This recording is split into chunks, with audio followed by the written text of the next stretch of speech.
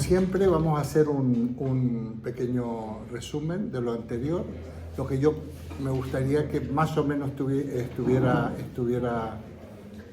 entendido. Y bueno, ¿por qué yo seleccioné a Descartes o Descartes en este tema, la duda como método? ¿Por qué? Bueno, su nombre indica todo, ¿verdad? Es preciso dudar, conviene dudar. Voy a intentar hoy profundizar también un poquito de qué significa dudar, ¿no? Y como en uno de mis libros yo lo titulaba Filosofía para desaprender, porque considero que muchas veces para aprender o para tomar conciencia de cosas es como si hubiera que como resetear, ¿no? Muchas veces todos tenemos una filosofía de la vida, todos. Imposible no tenerla. Otra cosa es que sea mejor o peor. Es a través de lo cual nosotros nos guiamos, a través de lo cual hacemos valor. Por ejemplo, una escala de valores está en esa filosofía de la vida. Una respuesta relacionada con el sentido de la vida, aunque siempre eso es provisorio y se va redefiniendo, está ahí. Pero a veces esa filosofía de la vida, en vez de ser un conjunto de ideas, es un conjunto de creencias.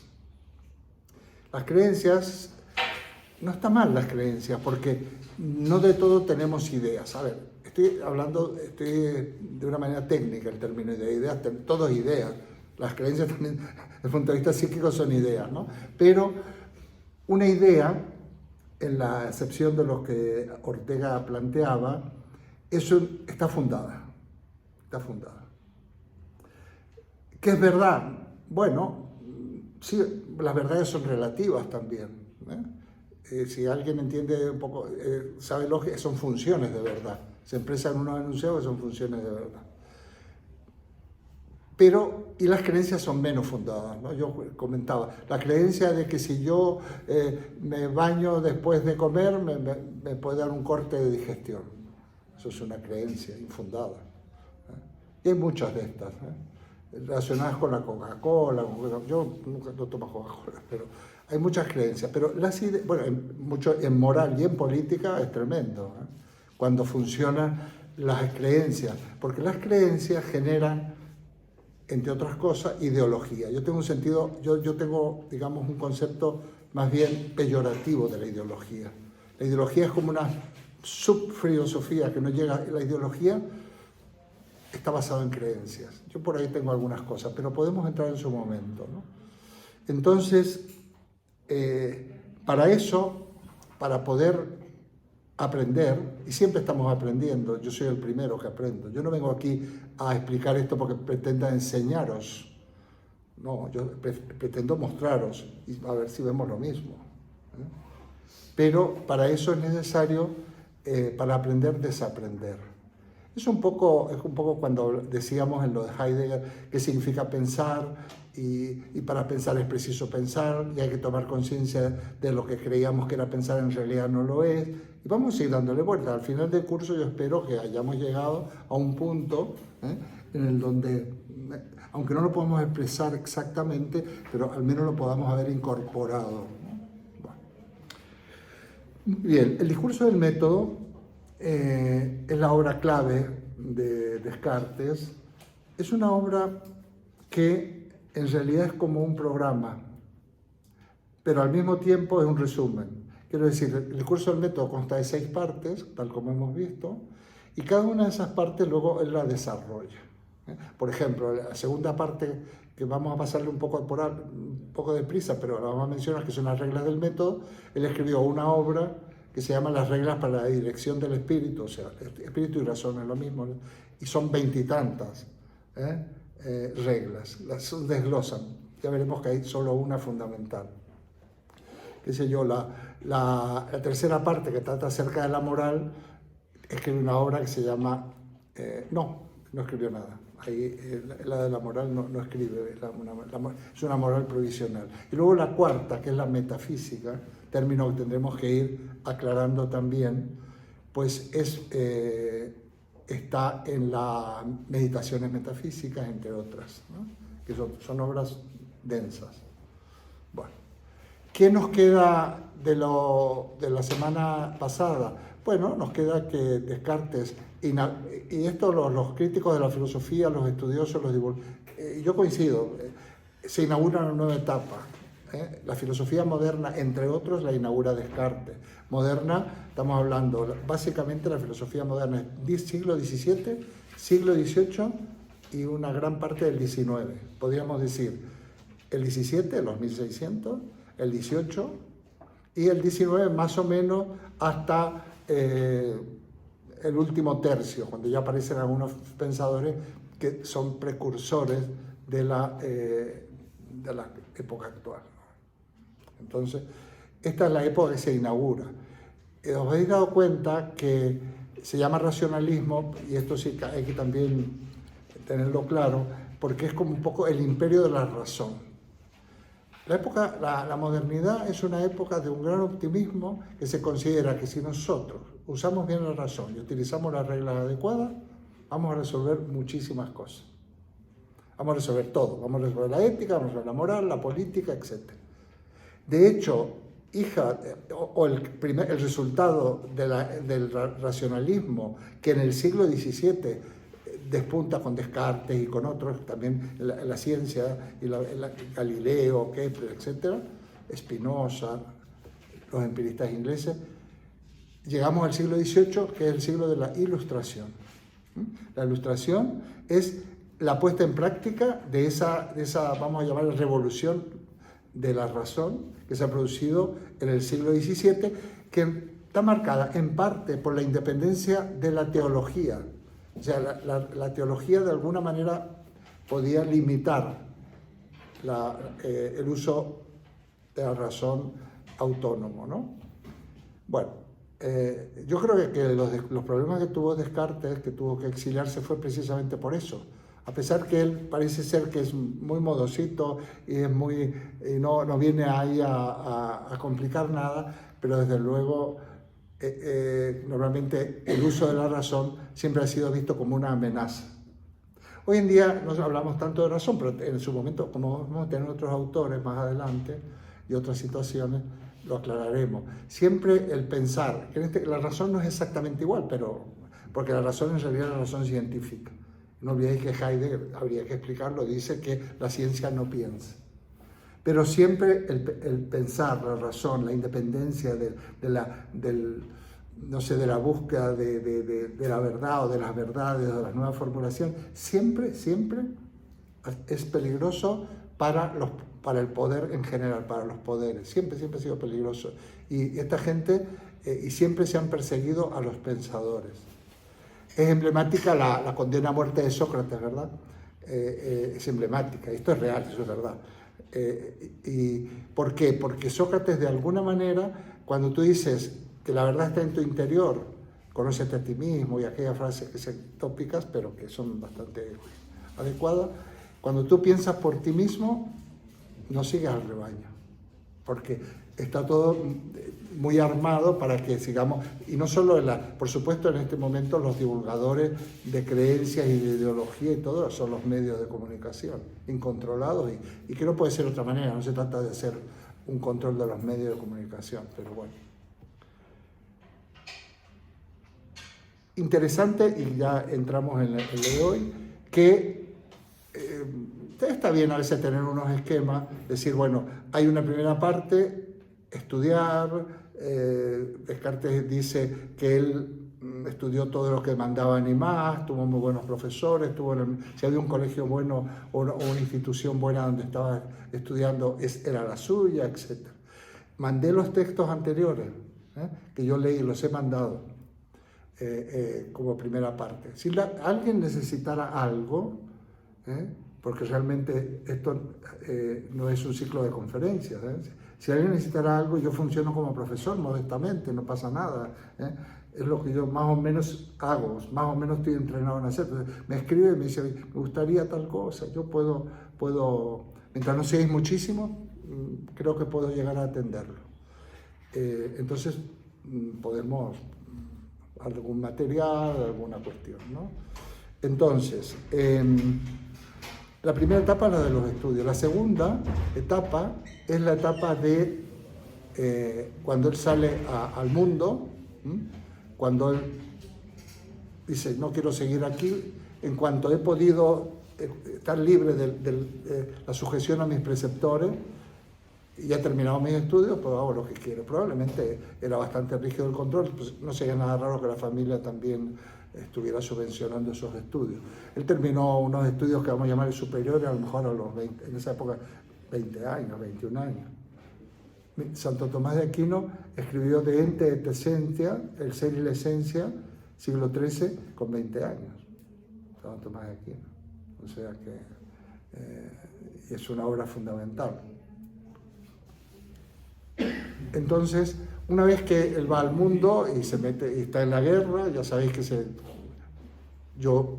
eso sí que es una elucubración, no hay documento, me imagino que en la guerra se pasa muy mal. Entonces él, la duda metódica tiene que ver con eso. La duda, hay una duda que es método, pero hay una duda que es crisis, ¿no?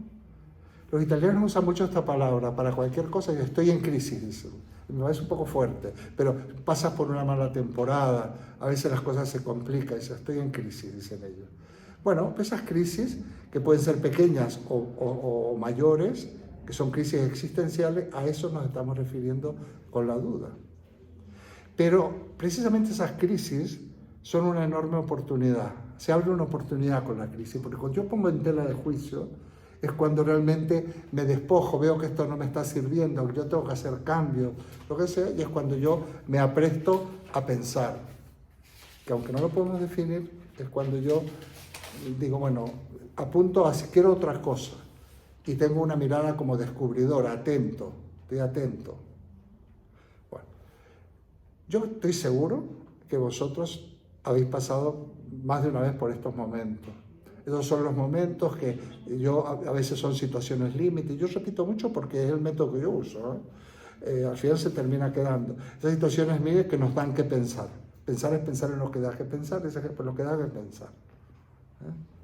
Tiene que ver a veces con la alegría, con la satisfacción y también con los dramas, con las tragedias, con la muerte. Pero imaginaos lo que siente, por ejemplo, un deportista que se ha estado entrenando sistemáticamente, renunciando a muchas cosas y gana. Más que un espíritu competitivo, yo creo que los buenos deportistas no compiten con los demás, compiten consigo mismos. Se trazan unas metas, es como un desafío a ver si las puedo cumplir. La satisfacción es enorme. O cuando, no sé, hay gente que festeja mucho. En América sobre todo, bueno, en todas partes me imagino, termina una carrera o consigue un doctorado o una maestría, un máster, ¿no? Bueno, pues te da una satisfacción. También los padres tenemos satisfacciones reflejas por los hijos, ¿no? Y también tenemos dolores por los hijos. Bueno, esta edad en la que estamos algunos de nosotros es una edad crítica. Es una edad crítica. Bueno, pues podríamos estar mucho así, vamos a avanzar un poquito. Estamos desestructurando un poco la cosa, porque por si no da tiempo al final tenemos que nos dan las 8:15, pero no está mal este pequeño alto. Bueno, mirad, la vez pasada traje el discurso del método, yo ya estoy un poco... Y resulta que tengo los textos en este libro, ya los tengo seleccionados, para que vean, claro, que también en ese. Ajá. Entonces, muy bien, vamos a ir a... Vamos a avanzar. Vamos a ir creo que aquí, por algún motivo, yo no seleccioné la segunda y tercera parte, por algún motivo. Pero va a salir. Bueno, entonces, en la cuarta parte del discurso es lo que vamos a ver. Bueno, vamos a ir, por ejemplo, bueno, es que ese está en esa edición, está en otra página, pero dice, por ahí dice, así lo he mandado, los textos los he mandado. Así fundándome en que los sentidos nos engañan, aquí va a empezar a hacer funcionar el método. Es un poco esquemático, pero luego vamos a intentar coger más más mordiente. Así, fundándome en que los sentidos nos engañan algunas veces, quise suponer que no había cosa alguna que fuese tal y como ellos nos la hacen imaginar. Si estuviera, lo subrayado.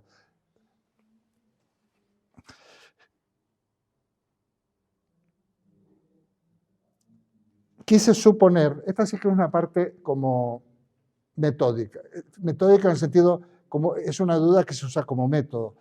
A partir de esa duda existencial que pasa a una persona que está en crisis, dice, bueno, yo voy a hacer como comprobar la duda, también es un filtro, ¿no? Entonces, quise suponer que no había cosa alguna que fuese tal como ellos nos la hacen imaginar.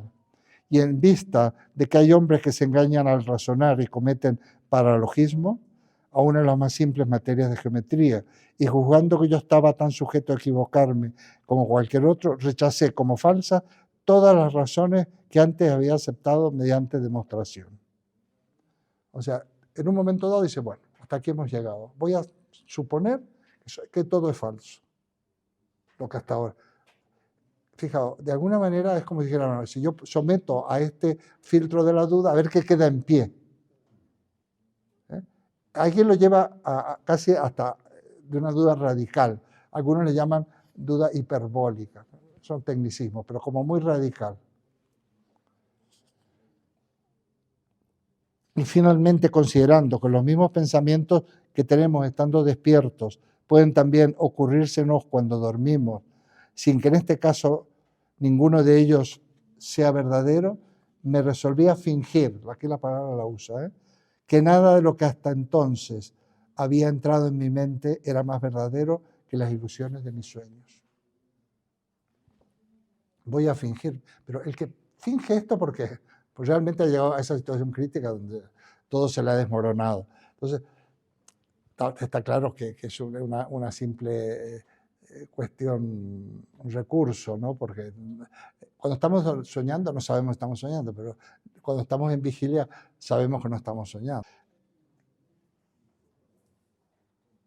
Aquí me estoy refiriendo, pongo en el libro, a la duda metódica. Esto, lo que yo explico está escrito aquí. Bueno. Y luego voy a seguir con los textos, porque es lo que he puesto. Las consideraciones que hago aquí las podéis leer los que tengáis el libro. Después de esa ficción, caí en la cuenta de que mientras de una manera intentaba pensar que todo era falso, era absolutamente necesario que yo, que lo pensaba, fuese algo. Esto es la parte central del discurso. Y advirtiendo que esta verdad, pienso, luego soy, era tan firme y segura que ni las más extravagantes suposiciones de los escépticos eran capaces de conmoverla, pensé que podía aceptarla sin escrúpulo como el primer principio de la filosofía que andaba buscando. Esto habría que enmarcarlo. Aquí es donde aparece el famoso pienso, luego existo, que ocasiona muchas confusiones. En francés dice pienso, soy, ni siquiera luego. Pienso, soy. O sea, a ver, para dudar hay que ser, ¿no? Soy algo. Entonces, ese enunciado, esa verdad, la verdad se expresa en el enunciado. Je pense, donc je suis, eso es literal como lo escribe él, es inamovible. Pero no es un razonamiento, que digo, premisa, pienso, porque la traducción ya nos engaña en castellano. Conclusión, existo, si pienso, existo. Y luego, para colmo, en castellano siempre introduce conclusiones. Todos los hombres son mortales, Sócrates es hombre, luego Sócrates es mortal. Siempre es el luego famoso que a veces se pone en lógica en 3 puntitos. ¿No? Pero no, Descartes dice, pienso, soy. En el mismo momento que yo tomo conciencia, a ver, esto es un poco técnico, pero me podéis hacer preguntas, pero le vamos a dar un poco de vueltas, pero lo vais a entender. En el mismo momento que yo, vamos a decir, soy consciente que pienso, soy consciente que soy. Es el mismo acto de intuición intelectual. El tema de intuición, a ver. Sí, fulanita es muy intuitiva, no me estoy refiriendo a eso, aunque algo tiene que ver. O ese es muy intuitivo. No. Intuición en filosofía, estrictamente en teoría del conocimiento, quiere decir conocimiento inmediato. ¿Qué diferencia hay? ¿Cómo es? Intuición es inmediato. Y luego un conocimiento inmediato que puede ser el razonamiento deductivo o inductivo. No es lo mismo inducción que, por ejemplo, yo puedo llegar a la conclusión de algo como resultado de un razonamiento. En cambio, el conocimiento, la intuición es un conocimiento directo. Hay dos tipos, hay uno que es seguro que es así, el otro sería cuestionable. Es un conocimiento directo. Estáis sentados, ¿no?, en sillas. Pues vuestras posaderas, como su nombre indica, están posadas en el asiento. Ese contacto de las posaderas con el asiento es una intuición, porque entre vuestras posaderas y el asiento no hay nada. Porque nosotros estamos conociendo, el conocimiento de los sentidos es intuitivo, no hay nada entre el órgano receptor y aquello que me va a proporcionar los estímulos. En este caso son estímulos táctiles. La luz. Pero es más, perdón, un hecho, no es más un hecho que una intuición. Bueno, pero es un hecho ese hecho se conoce por intuición, inmediato. Los hechos son inmediatos. Eso quiere decir. Por ejemplo, yo te doy un fogonazo, claro que es un hecho, pero ese hecho inmediatamente no hay nada entre el fogonazo y la reacción de tus ojos. Inmediato, quiere decir, conocimiento inmediato. Los sentidos conocen de manera inmediata. Sin embargo, la razón conoce de manera inmediata. Yo pasé muy de puntillas en Aristóteles. Decía, las ideas o en Platón se consiguen por abstracción. Ese procedimiento mediante el cual yo llego a las ideas es un procedimiento mediato, hay un proceso. En cambio, siempre ponemos lo mismo. Vamos, yo pongo este ejemplo. El bebé pequeñito, su mamá es su mamá y es directo. Y hasta que llega el concepto de madre, lo decíamos un día, que ve que hay otras madres, que su mamá es una de las madres, ese es conocimiento abstracto, pero es un conocimiento mediato, que en el caso de Aristóteles se llama el procedimiento de la abstracción. Esto es una mesa. Pero es que no es la de, eso también es una mesa. La blanquita, esto es una mesa, hay mesas redondas, cuadradas, de hierro, es algo que sirve para apoyar cosas. Pero eso ya es un procedimiento de abstracción.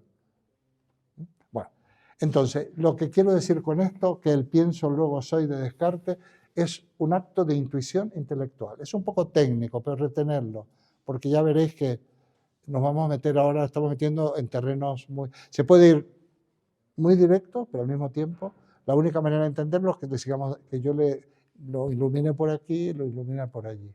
Entonces, el pienso, luego yo he puesto aquí, luego soy, es el don, pero el don el francés no es exactamente el luego nuestro. Pienso, o sea, me intuyo como existiendo en la medida que pienso. También sería, porque en este caso sí dudar también y soñar también, o sea, se podría decir sueño, luego soy, dudo, luego soy, porque es algo que me ocurre, pero que, entonces, no, de eso no puedo dudar. ¿Estamos de acuerdo? ¿Alguien puede dudar de que existe? Pero no solo a través de pensar, veo, luego soy, siento, luego no, soy. Bueno, sí, sí, por supuesto, pero, sin embargo, no puedes establecer enunciados válidos con lo que tú ves.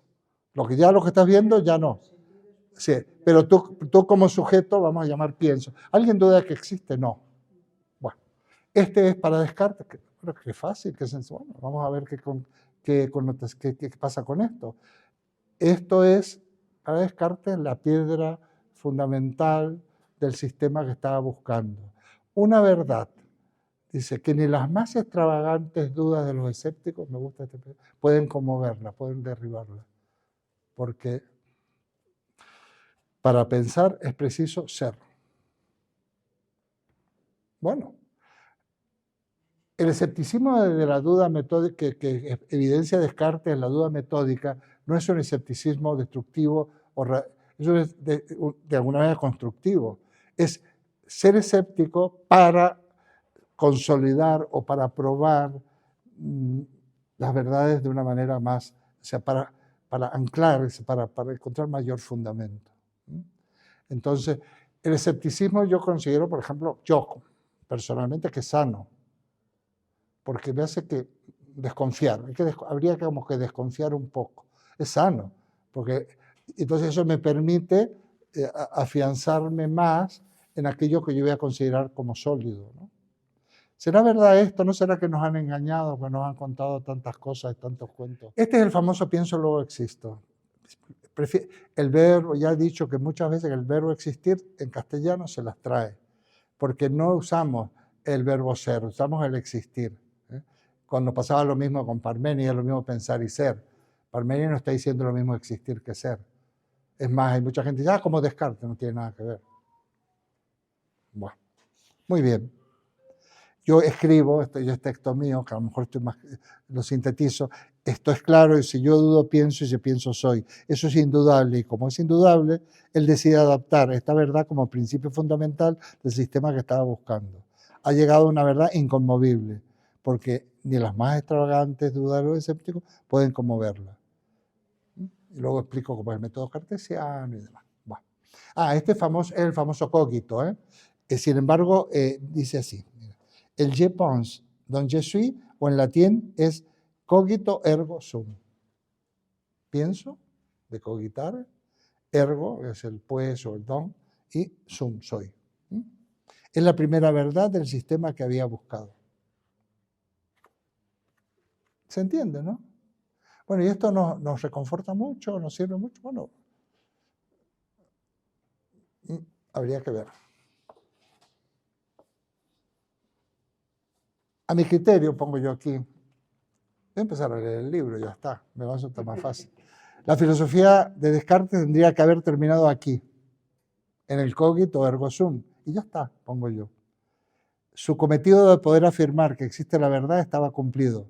Otra cosa es saber para qué puede servir esto. Se me filtra, claro. La verdad se puede formular, ahora, ¿para qué sirve? Habría que ver. Hay mucho que andar todavía, porque hay otros autores y otras cosas. Muy bien. Luego, ya no voy a leer, pero lo tenéis. Bueno, no, este lo leo, o sea, me lo tenéis. Este es clave, este es famoso, me parece, creo que debe tener un título. No, el argumento ontológico viene después. Este no creo que no os lo he dado. Bueno, entonces vamos directamente al argumento ontológico. Aquí era cuando iba a demostrar yo la existencia de Dios. Yo soy Descartes ahora, entonces, a ver, yo me voy a mantener firme en esto, ¿eh? A ver si me lo podéis derribar. Dice, quise indagar, bueno, vamos rápido. Yo soy, pienso, luego soy. Y luego sigue, ¿quién soy yo? Es evidente, es obligada, no figura aquí. Entonces, ¿qué puedo decir si yo he dicho pienso, soy? ¿Qué puedo decir sin saltarme la regla de que solo puedo, porque es la regla de la evidencia, que yo sí me la he saltado en la explicación? Para Descartes solo se puede admitir lo que es evidente. ¿Qué es lo evidente? Lo que no requiere demostración. Por eso las intuiciones son evidentes. Una vez que yo tengo esta verdad, estamos a operar un poquito lógicamente. Pienso, luego soy. Ante la pregunta, ¿quién soy yo? ¿Qué podríais decir? Siendo coherente, sin patinar, ¿eh? ¿Qué se puede decir? El que piensa. Soy el que piensa. Es algo parecido. Dice Descartes, soy una cosa que piensa. Fíjate una cosa. Je suis une chose que pense. ¿Quién soy yo? Alguien que piensa, algo que piensa. Ni siquiera dice alguien. Muy correcto. Hasta ahí estamos haciendo una deducción lógica. Descartes es matemático, ¿eh? Y entonces él utiliza el método matemático. Entonces, algo que avanzo, aunque usted utilice, no es exactamente el principio de identidad. Yo soy, pienso, luego soy. ¿Quién soy? Algo que piensa. Ni siquiera dice alguien, una cosa. Pero como cosa también se las trae, porque puede querer decir ser y sustancia, por lo menos el res latino. Perfecto. Muy bien, y sigo.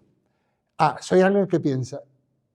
Y si miro en mí mismo, soy alguien que piensa, veo que tengo pensamientos. Amigo, eso es verdad. Ahora, si esos pensamientos, esas ideas, esos pensamientos, tienen que ver con algo, pero que tengo, ¿no? Tengo. Pueden ser sueños, pueden ser fantasías, pueden ser locuraciones, pero los tengo.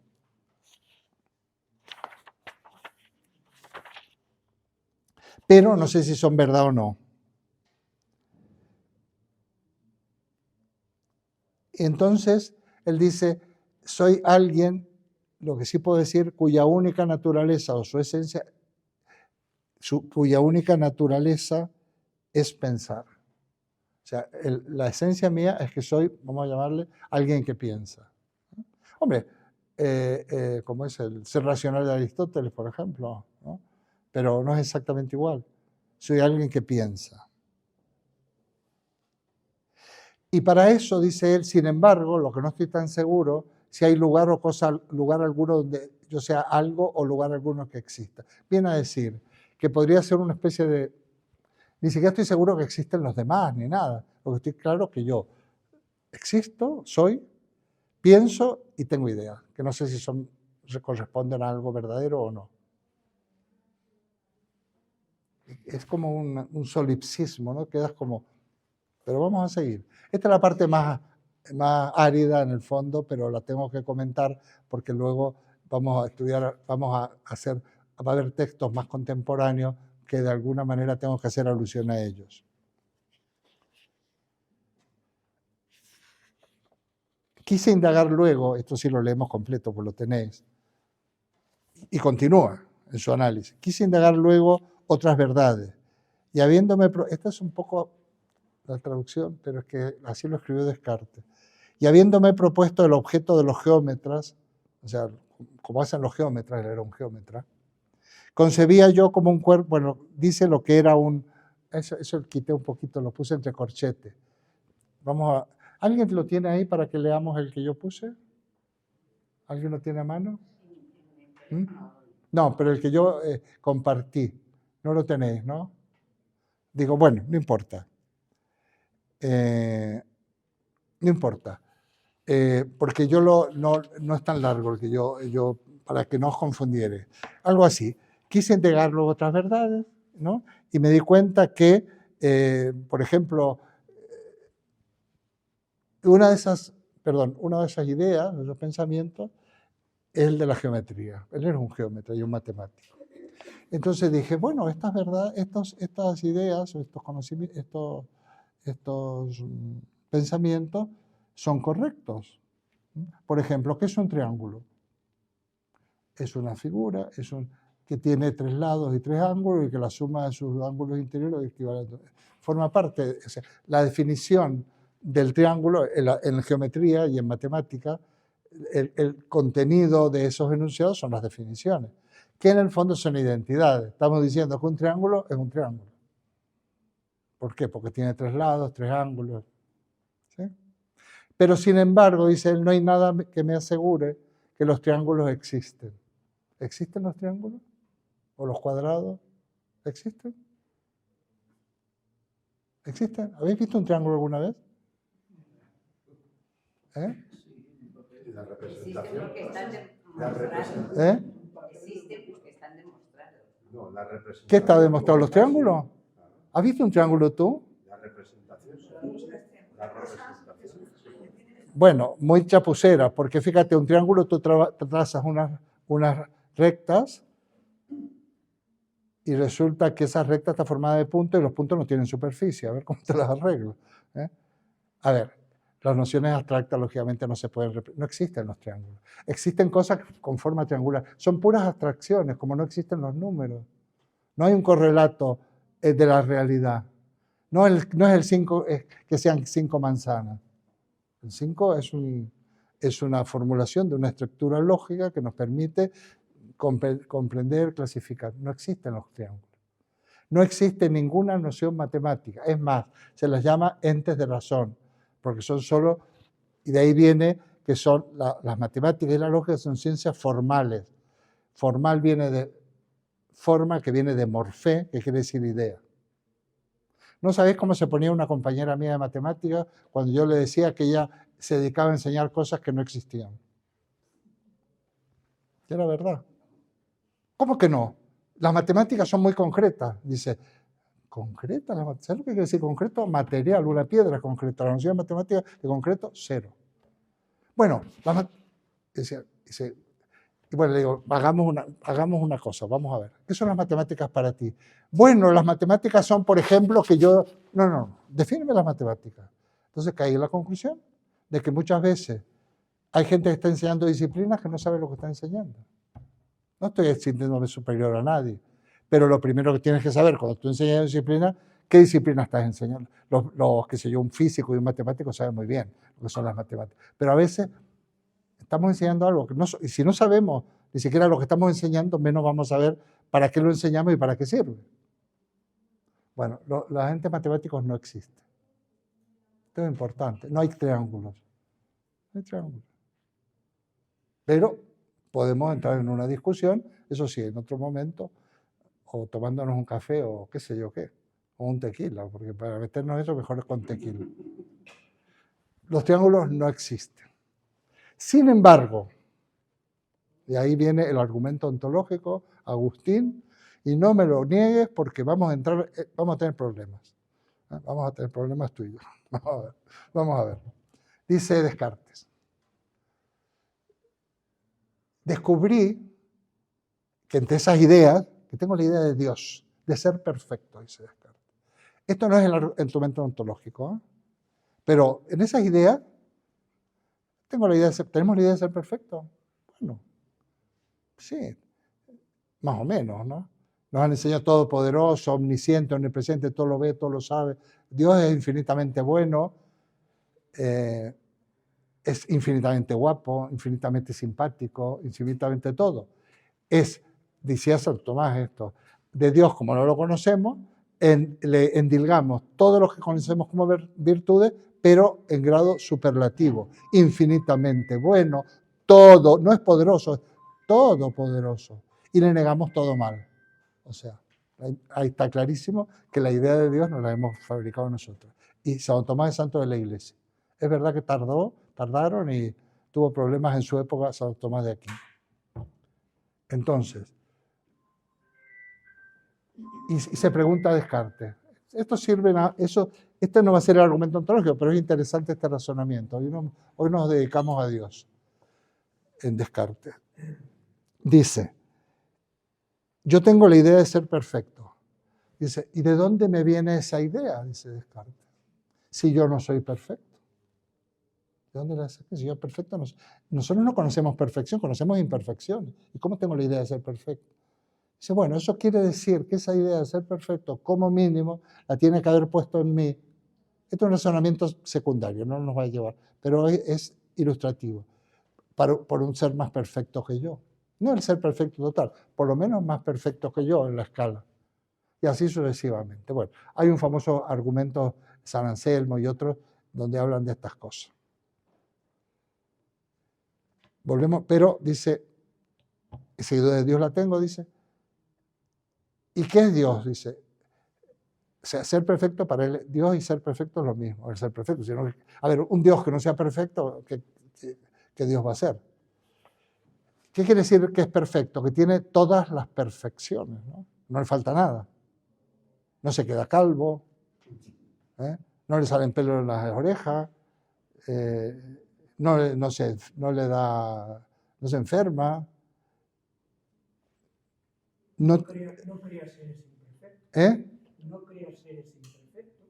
No crea seres imperfectos, etc. Muy bien. Entonces, Dios es el ser perfecto.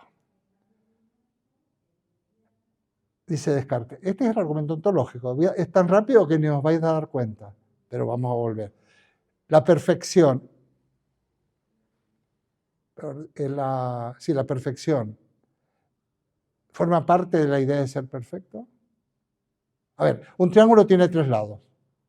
El ser perfecto es perfecto. Forma parte, así. O sea, la perfección forma parte del ser perfecto del mismo modo que los 3 lados o los 3 ángulos forman parte del triángulo. Entraríamos, digamos, en su definición. Ahí estamos bien. Esto es un razonamiento matemático. Dice, bueno, entonces el ser perfecto existe, dice, porque es más perfecto existir que no existir. O sea, que tiene la perfección de la existencia. ¿Qué quiere decir que tiene la perfección de la existencia? Pues que existe. Él considera que si yo tengo la idea de Dios, mira qué fácil, Dios existe. Y si decimos Dios no existe, aquí hay una contradicción, porque estoy diciendo Dios, entre paréntesis, que el ser perfecto no existe, o sea, no es perfecto. Decir que Dios no existe es lo mismo que decir, según Descartes, que el ser perfecto no es el ser perfecto. Entonces, Dios existe. Ya está. Os quedéis tranquilos. Dios existe, ya podemos respirar, ¿no? Descartes está diciendo que si yo tengo la idea de Dios, Dios existe. Y te voy a aclarar, no, espera, porque tú eres un hijo de esta época. Pero a ver qué hubiera pasado si era la época de Descartes, cómo le rebatía. Mira, pasó lo siguiente. La gente se da la cabeza contra la pared porque olía chamusquina lo de Descartes, pero no había manera, desde el punto de vista lógico y nociológico, criticar esto. No había manera de destruirlo. ¿Sabes cuánto tiempo tuvo que pasar? 150 años hasta que Kant, en la Crítica de la razón pura, se despacha, pero esto es el otro capítulo, se despacha de un plumazo porque le faltaba un recurso metodológico. Esto pasa mucho, y sobre todo en las matemáticas. A veces la gente creemos que tenemos que la matemática es esto, hay tantas matemáticas posibles, hay tantas lógicas posibles. Estamos en una opción, por una serie de motivos. No, luego habría que analizar todo lo que dice. Agustín tiene razón, yo estoy de acuerdo contigo. Pero hago la broma porque el tema es que se tardaron 150 años en este asunto. Pero lo que está claro es que el razonamiento es impecable. Que si yo pienso en Dios, Dios existe, del mismo modo que si pienso en un triángulo, el triángulo tiene 3 lados, 3 ángulos, etc. Y la suma, ese es el asunto. De paso, estamos ilustrando el método de Descartes, que es un método de tipo intuitivo-deductivo, no hipotético-deductivo, intuitivo. Parte de una intuición y luego a partir de una intuición se va, deduciendo el resto de verdades. Por ejemplo, el principio de identidad no se puede demostrar.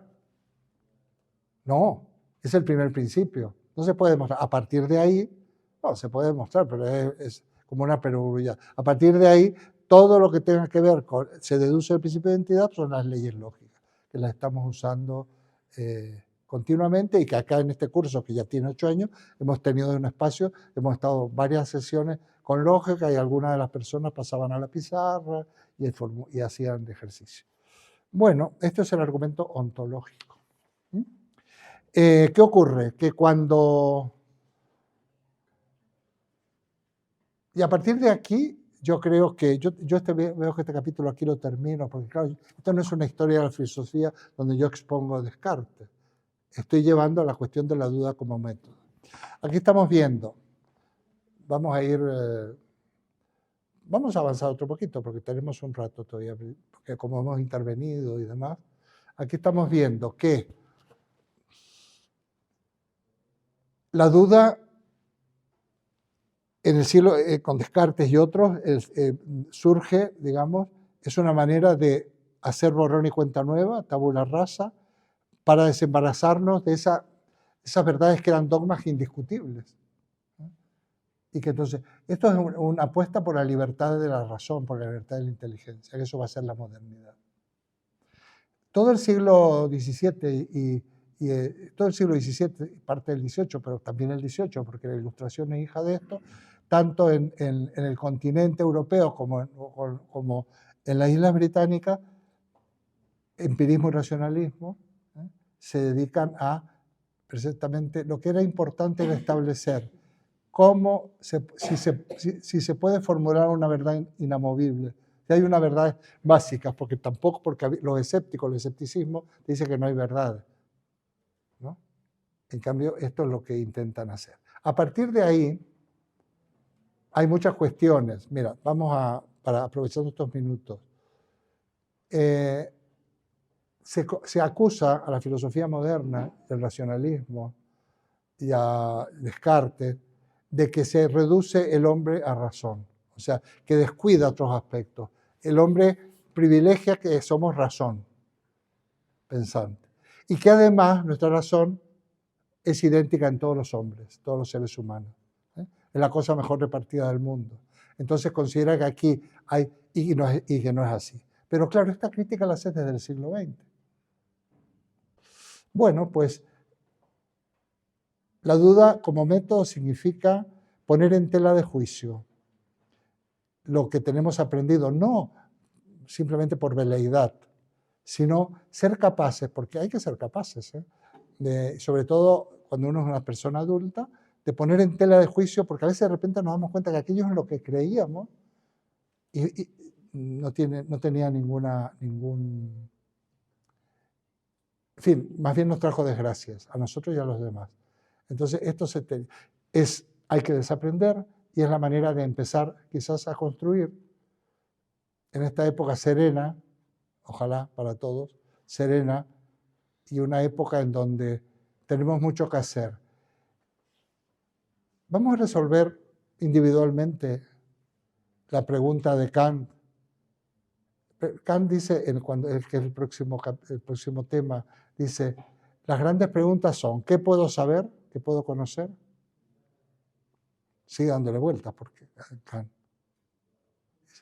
Kant dice, referido a Descartes, es menester, dice, el racionalismo, Descartes y otros, son dogmáticos, porque se dedican a hacer que la razón funcione sin haberse hecho una pregunta previa. Si verdaderamente la razón es apta para llegar a la verdad. Eso no se lo hacen los racionalistas del siglo XIX. Entonces dice Kant, esto es literal, es menester someter al tribunal de la razón a la razón misma.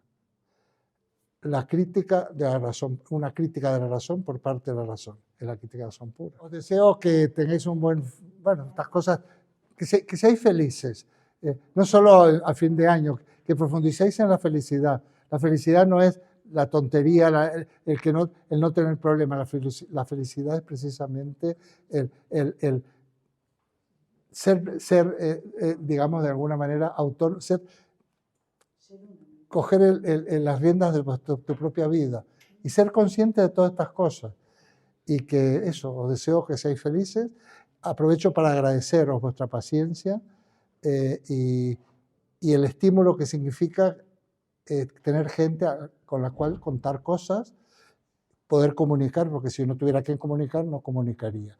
Y cuando alguien comunica como yo, descubre nuevas cosas, siempre. Yo soy un gran beneficiado, no tanto del hecho de la comunicación. A mí me gustaría que me recordaran como un comunicador, por un lado, por otro lado, como un activista de la filosofía, por mezclarme. Muchas veces hemos buscado nombres, algunos le han puesto a mi filosofía de la no respuesta, filosofía de la calle, porque cuando digo hay que salir de los claustros, salir de lo encorsetado de la universidad, donde tienes que dar unas cosas, donde tienes que competir para ver por cuestiones económicas, por tener cargos, por tener complementos, por tener becas, ¿no? Pero yo creo que en el fondo siempre he estado un poco fuera yo, aunque he estado dentro y fuera, ¿no? Entonces, para este comunicador y para este activista, yo soy muy feliz de teneros a vosotros y tener un marco en el donde podamos desarrollar esta conversación. Ha sido un gusto conoceros a todos, pero a los que han hablado, estoy encantado. Agustín, que nos viene con filosofías, tiene mucho que decir, ¿no? Pero bueno, también te tomarás las cosas con filosofía.